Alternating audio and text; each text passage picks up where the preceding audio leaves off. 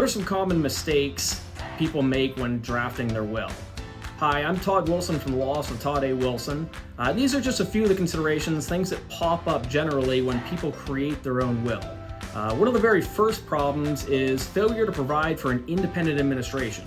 If you don't specifically provide for an independent administration, when we go through the probate process, we'll be stuck with a dependent administration, which means more court oversight, more time with your attorney being in court, less flexibility in handling the assets, and ultimately more cost to the estate.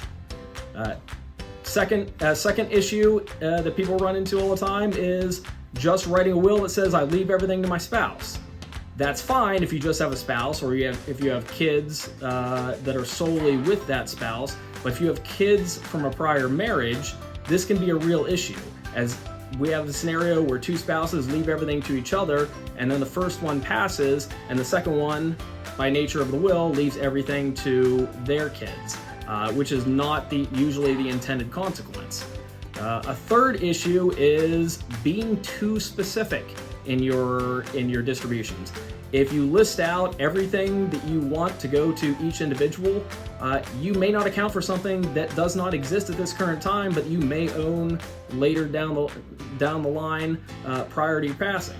A fourth issue is the exact opposite, being too general. If you're too general in your distributions, we may not be able to interpret it. We may not know who gets what, so we may have to go to court and argue over the exact language in it to say who actually should get this asset.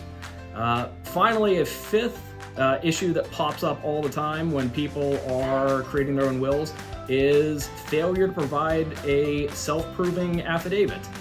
If you don't provide a self-proving affidavit, then we need to call witnesses, the witnesses that actually saw you draft the will, which may be an issue if you drafted the will 30, 40 years ago, or if you don't know who the witnesses are, if you just got some friends of a friends or somebody who happened to be in the building.